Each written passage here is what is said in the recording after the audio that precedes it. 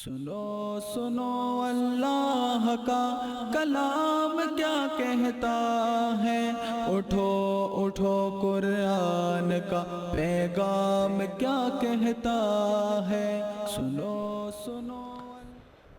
پچھلے جو دروس تھے ہمارے 23 دروس تفسیر سورہ یوسف کے حوالے سے تھے۔ آج انشاءاللہ آپ حضرات کے سامنے 30ویں پارے کی صورت ہے سورہ 3، اس کی تفسیر پیش کروں گا۔ اللہ رب العزت کلمات حق کہنے کی توفیق عطا فرمائے، کلمات حق کو سننے کے بعد اس پر عمل کرنے کی توفیق عطا فرمائے۔ برادران اسلام، سورہ 3 30ویں پارے کی صورت ہے اور یہ سورہ مبارکہ مکی ہے، یعنی میرے آقا علیہ الصلوۃ والسلام نے ابھی تک ہجرت نہیں فرمائی۔ ہجرت مدینہ سے قبل یہ سورہ مبارکہ نازل ہوئی۔ اس کے اندر ایک رکوع ہیں، 8 آیتیں، 34 کلمے اور 105 حروف ہیں۔ اس سورہ مبارکہ کے بارے میں بخاری شریف کے اندر ایک روایت ہے۔ بخاری شریف حدیث نمبر ہے 7546۔ حدیث مبارکہ کے راوی ہیں حضرت سیدنا برا بن عازب رضی اللہ تعالیٰ عنہ۔ اب ارشاد فرماتے ہیں، میں نے نبی کریم علیہ الصلوۃ والسلام کے پیچھے نماز عشاء کو ادا کیا، تو نماز عشاء کے اندر میں نے سنا یقرأ فی العشاء والتین والزیتون۔ آپ نماز عشاء میں سورہ 3 کی تلاوت فرما رہے تھے۔ یہاں یہ بات واضح ہو گئی کہ عشاء کی نماز میں سورہ 3 کی تلاوت کرنا میرے مصطفیٰ علیہ الصلوۃ والسلام کا طریقہ کار تھا۔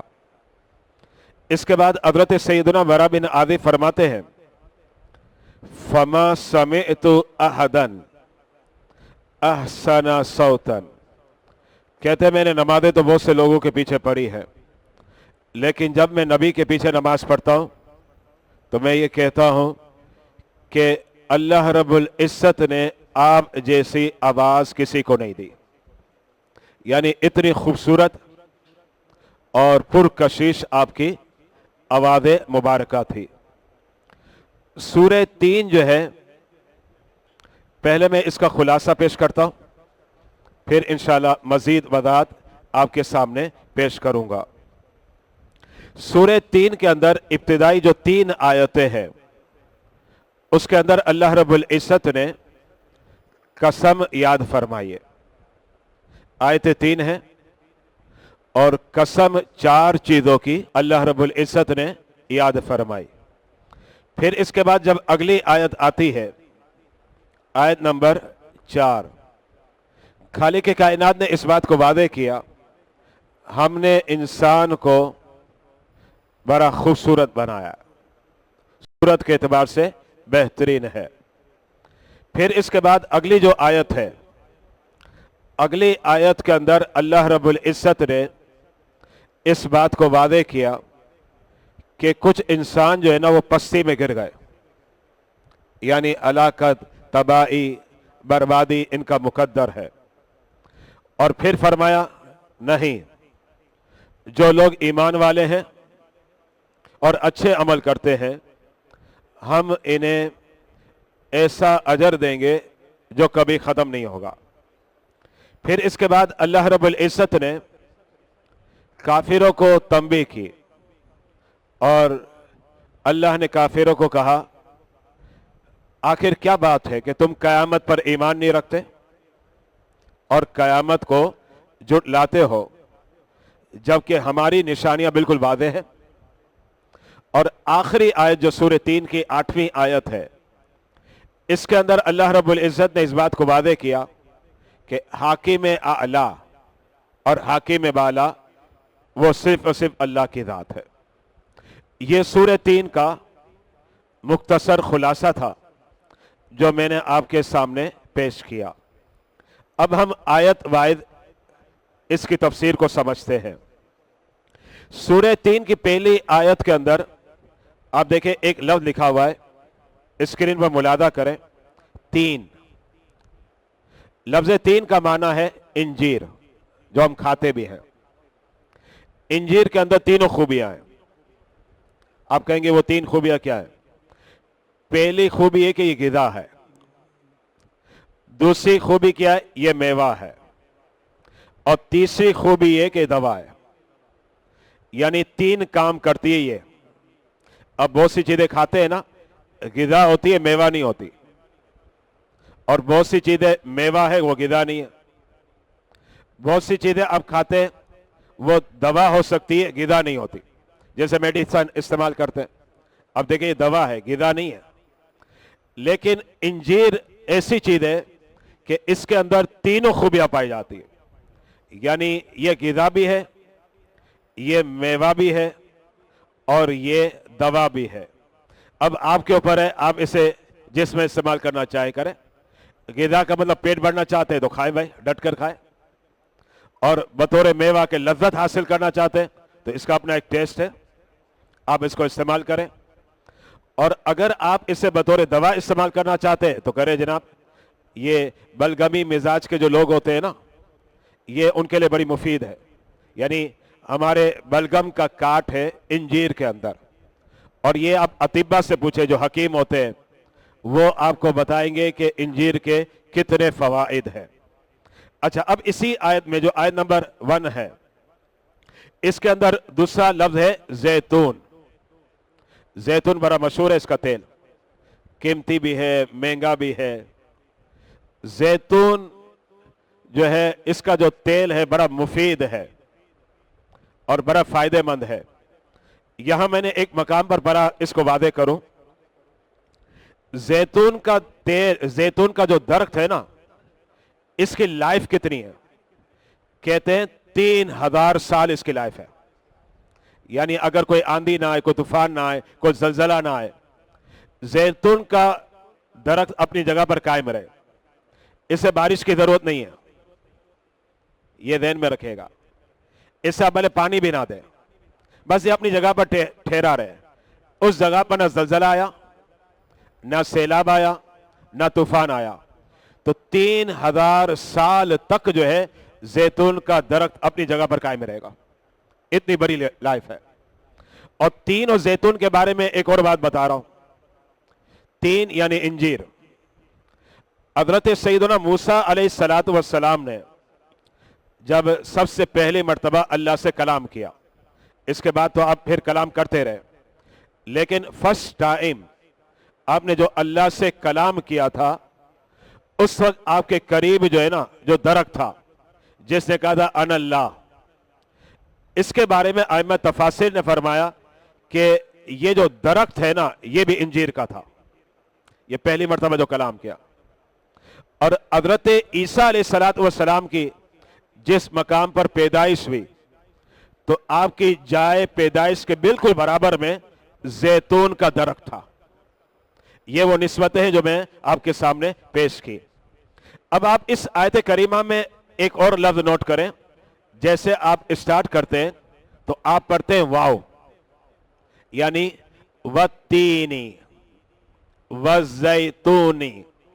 یہ جو واو ہے پہلا والا وَالتِّین، یہ واو کہلاتا ہے قسمیہ، جس کا مطلب ہوتا ہے قسم کھانا۔ میں نے غالباً پہلے بھی کئی نشستوں میں کہا ہے کہ کلام عرب میں جب قسم کھانی ہوتی ہے تو کچھ الفاظ استعمال ہوتے ہیں۔ ان میں ایک ہے واو، ایک ہے با، ایک ہے تا۔ بعض مرتبہ مقرر حضرات سے آپ نے سنا ہوگا واللہ، کبھی کہتے ہیں باللہ، اور کبھی کوئی مقرر کہہ دیتا ہے تاللہ۔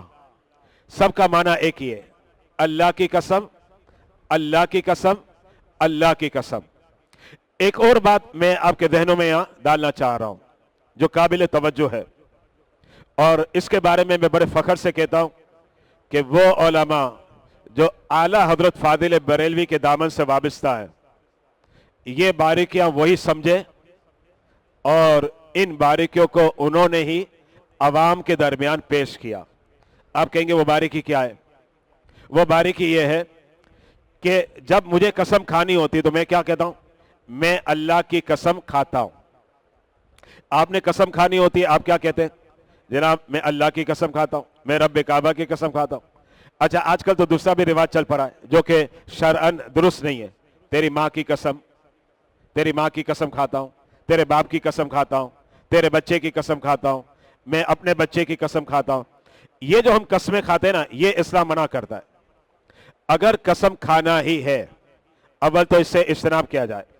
अगर कसम खाना ही है तो इस्लाम कहता है आप कसम खाएं अल्लाह की, रब काबा की, कुरान की, ये कस्में हैं। लेकिन ये तेरी माँ की कसम खाता हूं, तेरे बाप की कसम खाता हूं, इस्लाम में इसका कोई तस्वुर नहीं। ये हमने कहां से सीख लिया? टीवी से।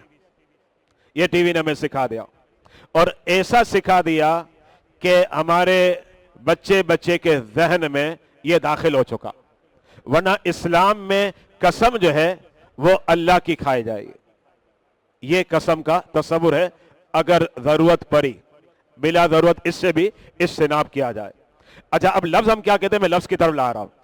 लफ्ज हम ये कहते हैं कि मैं अल्लाह की कसम खाता हूं।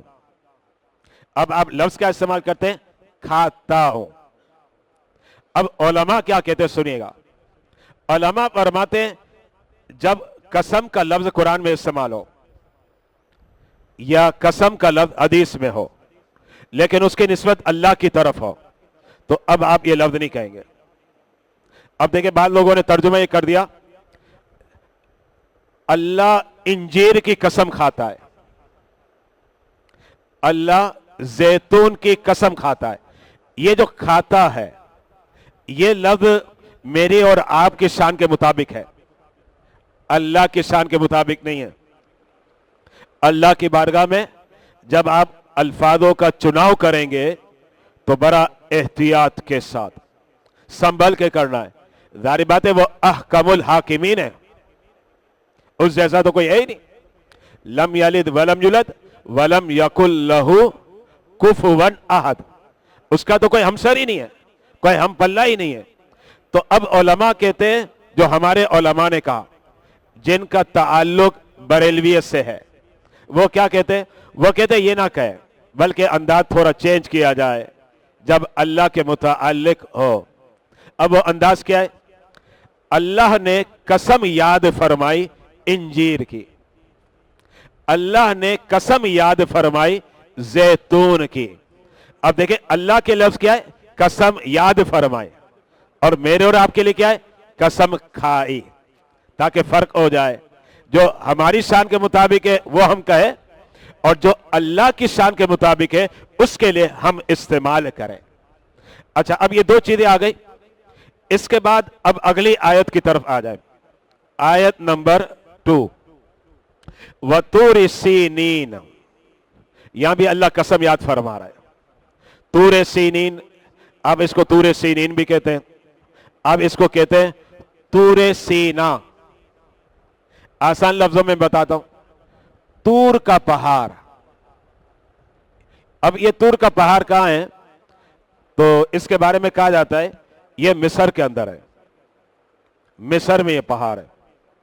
और तूर का पहाड़ वो है जिस पहाड़ पर हजरत मूसा अलैहिस्सलाम ने रब से हम कलामी का शर्फ हासिल किया। मूसा अलैहिस्सलाम ने वहां रब से कलाम किया। अल्लाह रब्बुल इज्जत ने उसी पहाड़ पर बुलाया था, और रब की तरफ से आर्डर था पहले इब्तिदान, जिसे कुरान ने भी जिक्र किया कि आप 30 दिन तूर पहाड़ पर चिल्लाकशी करें। यह मूसा अलैहिस्सलाम को रब ने फरमाया। फिर इसके बाद जब 30 दिन होने लगे ना, रब ने फरमाया 10 दिन और बढ़ा दो, ये हो गए 40 डेज। 40 दिन का चिल्ला हजरत सैयदना मूसा अलैहिस्सलातु वस्सलाम ने कोहे तूर पर काटा। अब ये जब ये चिल्ला हो गया, इसके बाद रमजान की 2 तारीख थी। अल्लाह रब्बुल इज्जत ने अपने मुकद्दस नबी को अपना कलाम अता फरमाया और उस कलाम को कहा जाता है तौरात। हम कुरान के मानने वाले, अभी बात में कर रहा हूं तौरात की। अल्लाह रब्बुल इज्जत ने अपने नबी मुकद्दस हज़रत सैयदना मूसा अलैहिस्सलातु वस्सलाम को तौरात पर अपना कलाम दिया, एक साथ दे दिया। यानी 2 रमजान थी और रब ने फरमाया ये मेरा तोहफा है और इसके जरिए आपकी उम्मत जिंदगी गुजारेगी। यानी वो कवाइद और जवाबित, कैसे जिंदगी गुजारनी है महज से लहद तक, उसका तस्करा तौरात के अंदर रब जलील ने बयान फरमा दिया। यहां एक बात ध्यान में रखिएगा, वह बात यह है कि कुरान जब नाजिल हुआ तो उसका दौरानिया ज्यादा है। अल्लाह के हबीब अलैहिस्सलाम की उम्र मुबारक थी 40 बरस, नुज़ुल कुरान का आगाज हो गया और 63 बरस की उम्र हुई, अभी तक नुज़ुल कुरान जारी है। वक्तन फवक्तन तदरीजन आयतें उतरती और सूरतों का नुज़ुल होता। तो 23 साल लगे नुज़ुल कुरान को। यानी जो आज हम कुरान पढ़ते हैं, ये उतरते उतरते इसका दौरानिया हो गया 23 साल। लेकिन इससे पहले अल्लाह का निज़ाम क्या था? अल्लाह रब्बुल इज्जत ने ईसा अलैहिस्सलाम को इंजील दी, फौरन दे दी, कोई ज्यादा वक्त नहीं लगा। हजरत दाऊद अलैहिस्सलाम को जबूर दे दी, ज्यादा वक्त नहीं लगा। हजरत मूसा अलैहिस्सलाम को पहले चिल्ला कशी का हुक्म फरमाया, फिर इसके बाद अल्लाह ने अपना मुकम्मल कलाम दे दिया। यानी इसका मतलब है कि 4 किताबें जो मशहूर है, 4 में से 3 किताबें एक साथ दे दी गई। लेकिन कुरान देने की बात आई तो वो धीरे धीरे उतरता गया, जिसको 23 साल का दौरानिया लगा। एक और मैं मालूमात आपके जहनों में डालना चाह रहा हूं, बड़ी मुफीद मालूमात है। अल्लाह मेरे और आपके इल्म में बरकतें अता फरमाए। वो मालूमात ये है, याकूब अलैहिस्सलाम का दूसरा नाम है इसराइल। याकूब अलैहिस्सलाम, सूरह यूसुफ आप का दर्स सुनते रहे। अब याकूब अलैहिस्सलाम की जो औलाद है उन्हें कहा जाता है बनी इसराइल। हजरत मूसा अलैहिस्सलाम बनी इसराइल में आए और कौन सी किताब लेकर आए? तौरात। तौरात वो जामे किताब थी जिसके अंदर कवाइद और जवाबित सब के सब अल्लाह ने बयान कर दिया और इसका तस्करा कुरान में बार बार आता रहता है। हमने तौरात दी, हमने तौरात दी, अल्लाह ने कई मर्तबा कुरान में फरमाया। अच्छा, अब इसके बाद जो किताब आई है ना, वो किताब जबूर आई और ये उतरी हजरत दाऊद अलैहिस्सलाम पर। लोग पूछते भी हैं कि जनाब बनी इसराइल के दरमियान तौरात आई, मूसा अलैहिस्सलाम पर उतरी, तो ये जो जबूर किताब है ये किस कौम पर उतरी? ये भी बनी इसराइल है, बनी इसराइल पर ही उतरी। जैसे मूसा अलैहिस्सलाम बनी इसराइल में आए, वैसे ही हजरत दाऊद अलैहिस्सलाम भी बनी इसराइल में आए और जबूर किताब पढ़ने वाले भी बनी इसराइल थे, तौरात के पढ़ने वाले भी बनी इसराइल थे। लेकिन फर्क ध्यान में रखिएगा, अल्लाह ने तौरात के अंदर कवाइद और जवाबित और अहकामात बयान कर दिए। जबूर किताब के अंदर अल्लाह ने अहकामात ये समझे कि ना होने के बराबर बताए। जबूर का जो हिस्सा है इसमें अक्सर हिस्सा अल्लाह की हम्द व सना है। जब अक्सर हिस्सा हम्द व सना है तो इसका मतलब है कि दाऊद अलैहिस्सलाम जब अहकाम की बात आती तो अहकाम कहां से बयान करते? तौरात ही से करते। अब तौरात से अहकाम बयान करते क्योंकि जबूर के अंदर ये आपको हम्द व सना मिलेगी। अच्छा, फिर इसके बाद क्या हुआ? अब हजरत ईसा अलैहिस्सलाम का दौर आया तो हजरत ईसा अलैहिस्सलाम जिस कौम में आए वो भी बनी इसराइल है। यानी इसका मतलब है ये तीनों किताब बनी इसराइल में आई है। तौरात भी इनमें आई, जबूर भी इनमें आई और इंजील भी इनमें आई। अब इंजील के अंदर क्या था? इंजील के अंदर कुछ अहकामात थे, लेकिन इसमें भी ज्यादा जो फॉलो किया जा रहा था वो तौरात को किया जा रहा था। यह बात ध्यान में रखेगा। और बुनियादी तौर पर इंजील के अंदर जो अल्लाह ने तवज्जो दिलाई है وہ توجہ دلائیے دل کی صفائی، جس کو کہا جاتا ہے تزکیہ نفس اور تصفیہ قلب، یعنی تصوف. تو انجیل کے اندر اس کا در زیادہ ہے. احکامات، قواعد و ضوابط یہ اس میں کم تھے. اسی طریقے سے زبور کے اندر احکامات، قواعد اور ضوابط کم تھے، لیکن حمد و ثنا اللہ کی زیادہ بیان ہوئی. لیکن جب تورات دیکھا جائے تو تورات ایک جامع کتاب تھی. اس لیے 3 کتابوں میں زیادہ اگر آپ دیکھیں نا، جس کا وزن بہت زیادہ بتایا جاتا ہے تو سب اللہ کا کلام. سارے ہی ہمارے ظاہر بات آنکھوں کا نور ہے بھائی، ہمارا ایمان ہے. ہم کہتے ہیں آمنت باللہ وملائکتہ، آگے کیا کہتے ہیں وکتبہ. بھائی کتب جمع ہے، ساری کتابوں پر ہمارا ایمان ہے. لیکن میں ان بنیادی اور اساسی باتوں کی طرف لا رہا ہوں کہ ان تینوں کتابوں میں جو اصل جامع کتاب آپ کو جو نظر آئے گی قواعد، ضوابط، احکام کے اعتبار سے، وہ تورات ہے. اب یہ جو تینوں کتابیں اللہ کا کلام ہے، اس کی دلیل کیا ہے؟ اس کی دلیل قرآن ہے کہ قرآن کہتا ہے کہ ہم ان تینوں کتاب کی تصدیق کرتے ہیں. جیسے ہم نے قرآن کو اتارا ویسے ہی ہم نے ان کتابوں کو بھی اتارا. یہ قرآن میں متعدد مقامات پر آپ کو ملے گا. تو یہ تذکرہ ہو گیا وطور سینین. اب آگے بڑھیں، آیت نمبر 3 اسکرین پر آپ ملاحظہ کریں. وَهَذَا الْبَلَدِ الْأَمِينَ. بلد کہتے ہیں شہر کو، جس کو آپ انگلش میں کہتے ہیں سٹی. امین کہتے ہیں جہاں امن ہو، اور اس سے مراد ہے مکۃ المکرمہ کی سرزمین. اب آپ اسکرین پر ملاحظہ کریں چیزیں کتنی ہو گئی. نمبر 1 3، نمبر 2 زیتون، نمبر 3 کوہ طور، نمبر 4 بلد امین یعنی مکۃ المکرمہ. اللہ نے 4 چیزوں کی قسمیں یاد فرمائی. 4 چیزوں کی، سب کے متعلق ہے کہ اللہ قسم یاد کرتا ہے انجیر کی، اللہ قسم یاد کرتا ہے زیتون کی، اللہ قسم یاد کرتا ہے کوہ طور کی، اور اللہ قسم یاد فرماتا ہے اس شہر کی جو امن والا ہے یعنی مکۃ المکرمہ کی. اب میں آپ سے ایک سوال کرتا ہوں. سوال میرا یہ ہے کہ قسم بندہ کب کھاتا ہے؟ کوئی اہم بات ہوتی ہے، دیکھیں نا، اگر عام طور پر لوگ کسی بات کو تسلیم کر لیتے تو آپ قسم تھوڑی کھائیں گے. اب کسی کو ہوتا ہے یار پکی بات ہے، چلو آپ قسم کھاؤ، میں کیسے مان لوں؟ پتہ یہ چلا کہ قسم جو آپ کھاتے ہیں ایسی بات پر کھاتے ہیں جو بہت اہمیت کی حامل ہوتی ہے، اس کا وزن زیادہ ہوتا ہے. اب ذرا غور کریں، بلا تشبیہ، بلا تمثیل، اللہ ایک چیز کی قسم یاد نہیں کر رہا، اللہ 4 چیزوں کی قسم یاد فرما رہا ہے. اس کا مطلب ہے کہ جو اللہ آگے بیان کرنا چاہ رہا ہے اس کا ویٹ اور وزن بہت ہی زیادہ ہے، کوئی معمولی چیز نہیں ہے. قسم بڑی اہم چیز ہوتی ہے، اس پر کھائی جاتی ہے، اور وہ تو ایک قسم ہوتی ہے، لیکن اللہ نے تو 4 چیزوں کی قسمیں یاد کی ہے. جب 4 چیزوں کی قسمیں یاد فرمائی تو اللہ بتانا چاہ رہا ہے کہ جب میری بارگاہ میں ان کی اہمیت ہے اور میں بار بار قسم یاد کر رہا ہوں تو کان کھول کر سن لو. اب میں جو تذکرہ پیش کر رہا ہوں وہ بڑا اہم ہے، اگر اس سے وابستہ ہو گئے تو کامیاب ہو گئے، اور چھوڑ دیا تو تباہ و برباد ہو جاؤ گے.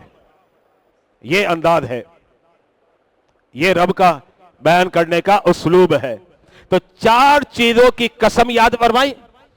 اب اس کے بعد اللہ رب العزت کیا بیان کرتا ہے؟ سبحان اللہ. رب کہتا ہے، کیونکہ بیان تو ابھی آیا لَقَدْ خَلَقْنَا الْإِنسَانَ سے، اس سے قبل تو 3 آیتوں میں صرف اللہ قسمیں یاد فرما رہا ہے، ابھی کوئی عنوان اسٹارٹ نہیں ہوا.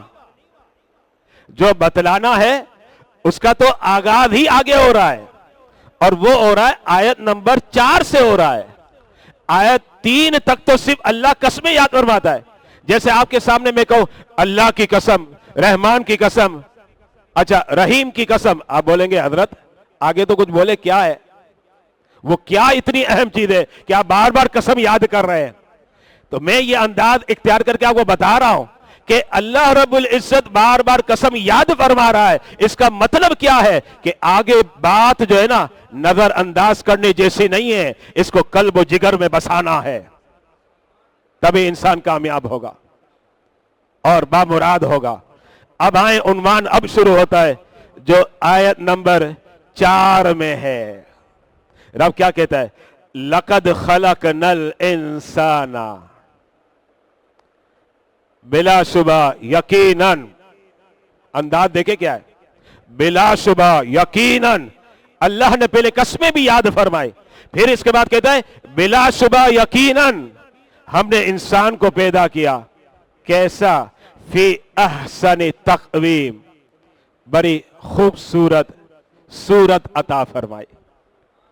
अहसन, अच्छी।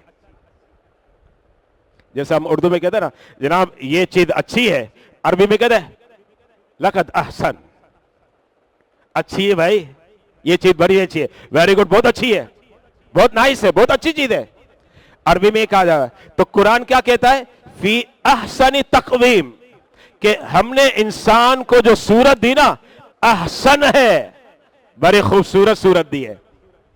अब यहां एक बात बताना चाह रहा हूं, अल्लाह 4 चीजों की कसम याद फरमाता है और बयान क्या कर रहा है?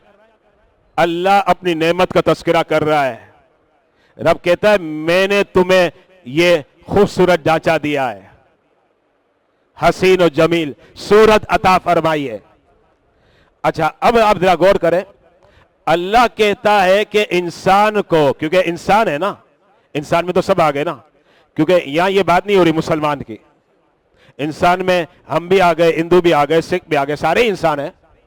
तो इंसान के मुतालिक अल्लाह कहता है लक़द खलक़नल इंसान फी अहसन तक़वीम, कि हमने इंसान को जो सूरत दी, जो लिबादा दिया हुआ है, ये बड़ा हसीन और जमील दिया हुआ है, बड़ा खूबसूरत दिया हुआ है।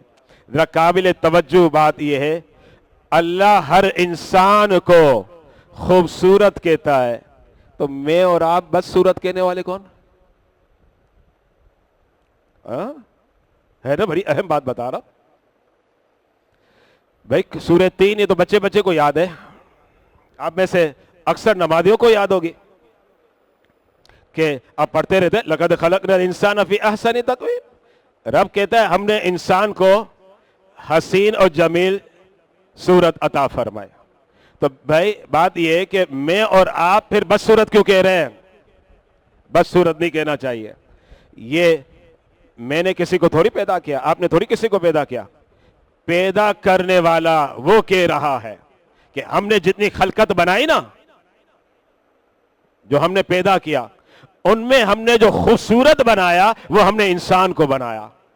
पता ये चला, ये ना कहे कि बस सूरत है, ये कहे, आप कहने का अंदाज थोड़ा चेंज किया जाए, बात आपकी हो जाएगी पूरी। कहने के अंदाज को चेंज करें। कहने का अंदाज क्या है? आप किसी के बारे में कहें जनाब आप खूबसूरत है, दूसरा आपको ज्यादा लगे तो आप क्या करें? आप ज्यादा खूबसूरत है। बस सूरत क्यों कहेंगे? जब रब कहता है अहसनी तकवीम, तो फिर मैं और आप बस सूरत क्यों कहते हैं? इसका मतलब यह हुआ कि मेमन हो, महाजिर हो, हिंदुस्तानी है, पठान है, कोई भी है, यहां तक के हबशी है, जंजी बिल्कुल काला अफ्रीकन, वो भी बस सूरत नहीं है। हां, अल्लाह ने सबको खूबसूरत बनाया। अब खूबसूरत की कैटेगरी है, ये ए क्वालिटी, ईबी क्वालिटी, सी क्वालिटी, ये आप कह दे, बात समझ में आती है। लेकिन कोई बस सूरत नहीं है, सब खूबसूरत है।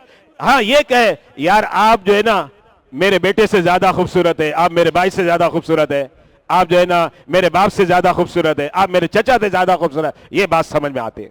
तो जब कुरान ने कह दिया कि फी अहसन तक़वीम, कि हमने इंसान को खूबसूरत बनाया, या मैं एक और बात पेश कर रहा हूं, काबिल तवज्जो। आप जब आईना देखते हैं,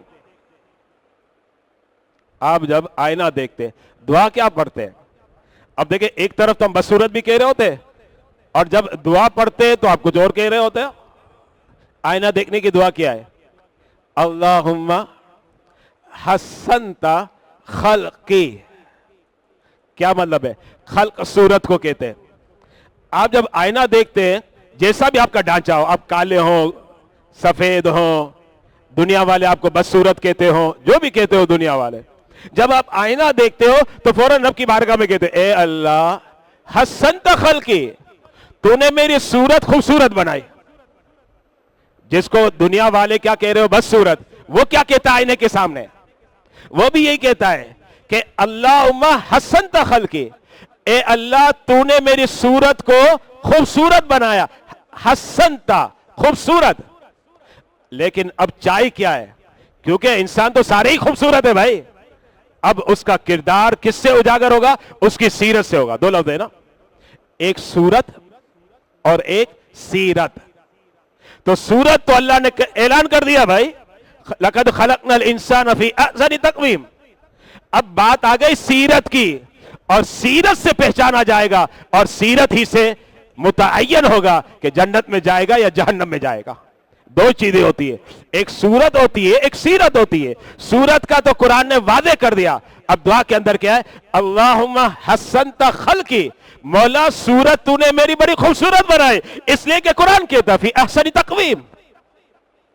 لیکن آگے کیا ہے؟ اللہم حسنت خلقی فحسن خلقی، مولا جس سے جنت ملے گی نا وہ سیرت ہے، تو سیرت کو بھی خوبصورت بنا دے. تو دو چیزیں ہوتی ہے، ایک صورت ہوتی ہے اور ایک سیرت ہوتی ہے. تو صورت تو فی احسن تقویم ہے. اب بات یہ کہ رب سے مانگے کیا؟ رب سے مانگے سیرت، کہ مولا اب سیرت اچھی کر دے تاکہ ہم جنت میں چلے جائیں.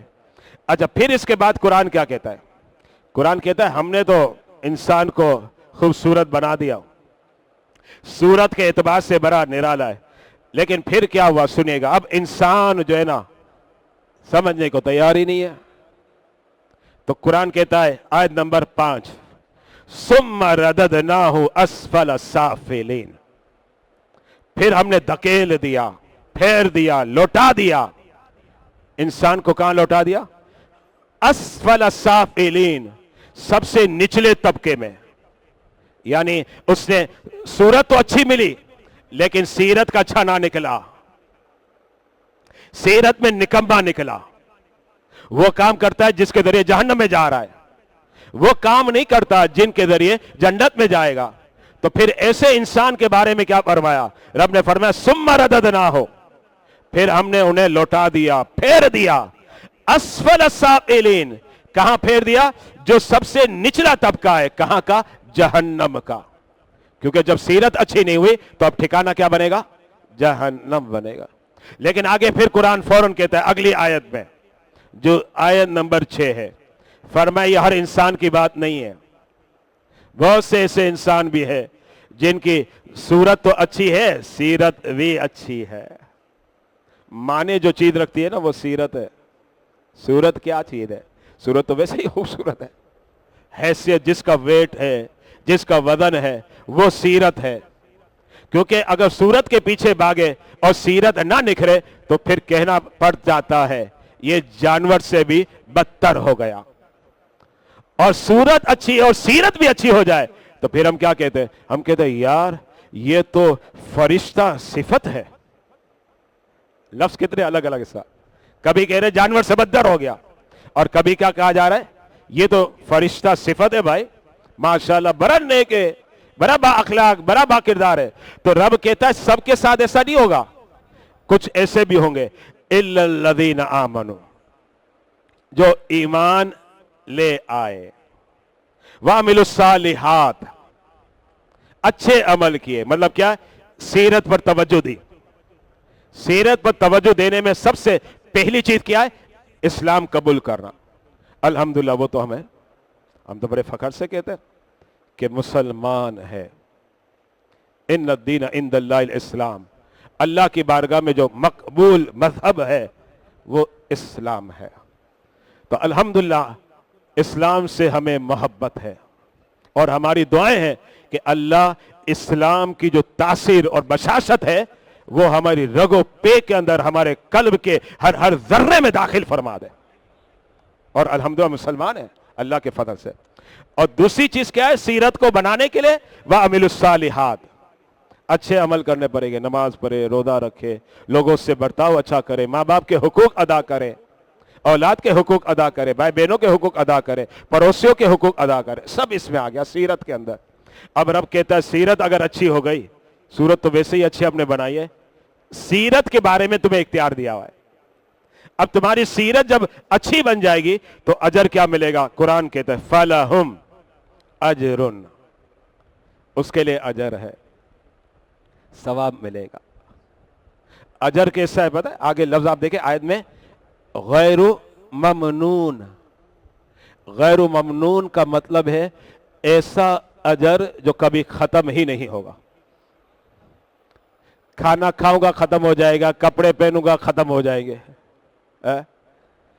ٹانگیں ہیں ابھی بڑی مضبوط ہے، پھر لڑکھڑانے بھی لگتے ہیں نا، عمر رسیدہ ہو جاتا ہے. لیکن اجر کیسا ملے گا؟ رب کہتا ہے غیر ممنون، ایسا اجر کہ اس کے اندر جو پائیداری ہے نا کم نہیں ہوگی بلکہ بڑھتی جاتی ہے اور یہ جاری رہے گی. ہے نا حدیثوں میں کہ ایک کھجور صدقہ کیا، قیامت کے دن جب دیکھتا ہے تو ایک کھجور صدقہ کیا تھا تو چھوٹا عمل، پہاڑ کے برابر. پوچھتا ہے مولا یہ پہاڑ کے برابر نیکی کیسے ہو گئی؟ رب کہتا ہے تو نے عمل کیا تھا نا، تیرا عمل میرے پاس جمع تھا اور میں کیا کر رہا تھا؟ اس کی پرورش کر رہا تھا. اب دیکھیں نا ایک چھوٹا سے جانور ہوتا ہے اس کی پرورش کرتے، ایک چھوٹا انسان ہے اس کی پرورش کرتے، بڑا ہو جاتا ہے. ہم بھی چھوٹے تھے نا بالکل، پھر بڑے ہو گئے، آج اتنا قد بن گیا بھائی، 5 فٹ 5.5 فٹ 6 فٹ. تو اللہ جو ہے نا اس عمل کی کیا کرتا ہے؟ تربیت کرتا ہے. اور وہ تربیت اور پرورش ایسی ہوتی ہے کہ آپ نے کیا تھا چھوٹا عمل، قیامت تک اتنا وقت ملا نا، پرورش ہوتی گئی، عمل کا اجر بڑھتا گیا. پھر ہم نے کیا دیکھ لیا؟ ہم نے دیکھا پہاڑ کے برابر اجر. تو رب کو پوچھا مولا کیا تو نہیں تھا؟ رب کہتا ہے تم نے کیا تھا چھوٹا، میں نے اس کی پرورش کر کے بڑا کر دیا. غیر ممنون. جوانی میں کیا ہوتا ہے؟ بڑے مضبوط، بڑھاپے میں کمزور. لیکن یہاں کیا ہے؟ یہاں کمزوری کا تصور ہی نہیں ہے. یہاں تو جیسے وقت گزرتا جائے گا طاقت بڑھتی جائے گی، فولادیت بڑھتی جائے گی، کیونکہ پہلے چھوٹا عمل تھا پہاڑوں کے برابر ہو گیا. اور پھر آگے جو آیت نمبر 7 اور 8 ہے اس کے اندر اللہ رب العزت نے اب کافروں کو خطاب کیا. ظاہر بات ہے دیکھیں نا، ایک انسان ہے، بچپنا تھا پھر جوانی تھی، پھر اس کے بعد کیا ہوتا ہے؟ ڈھل جاتا ہے. ہم نے انسان کو بڑا خوبصورت بنایا. اب کافروں کی طرف متوجہ ہوتا ہے اللہ کہتا ہے فَمَا يُكَذِّبُكَ بَعْدُ بِالدِّينِ، یہ ساری نشانیاں ہماری قدرت کی تم نے دیکھ لی، پھر بھی تم قیامت کا انکار کر رہے ہو. یہ اب کافروں کو کہہ رہے، اس کا انکار کرتے ہو حساب کتاب نہیں ہوگا، تم اس کا انکار کرتے ہو کہ مرنے کے بعد تمہیں اٹھایا نہیں جائے گا. رب کہتا ہے فَمَا يُكَذِّبُكَ، کیا ہو گیا تم کو کہ تم جھٹلا رہے ہو؟ بعدو، جبکہ نشانیاں تم دیکھ چکے ہو اپنے وجود کے اندر. بچہ جوانی بڑھاپا چلا جاتا ہے، مر جاتا ہے، اور تم نے انکار کس کا کر دیا؟ جھٹلا دیا دین.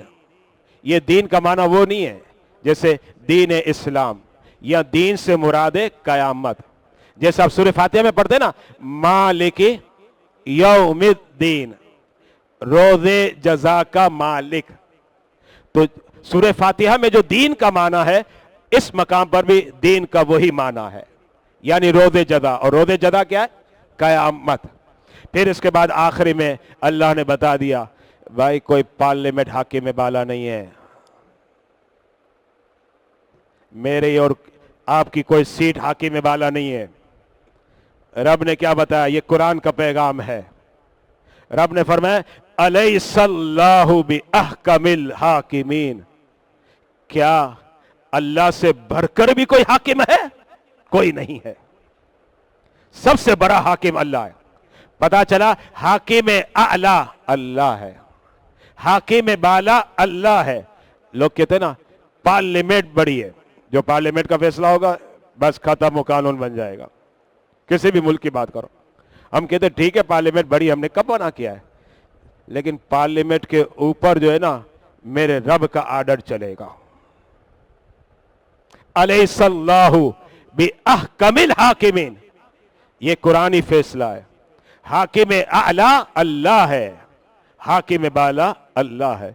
जो कानून, जो उसूल, जो कवाइद, जो जवाबिद अल्लाह ने बयान किए उसके ऊपर कोई नहीं, ऊपर दूर की बात है, बराबर भी कोई नहीं है भाई, सब उसके नीचे है।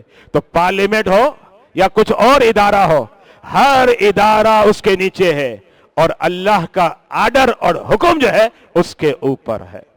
यही हमें इस्लाम ने सिखाया। अब आखिरी बात सुन ले, मेरा 10 एंड पर है। यह रिवायत तिरमिदी शरीफ की है, हदीस नंबर मैंने नोट किया हुआ है 3347 तिरमिदी में, स्क्रीन पर आप देख सकते हैं।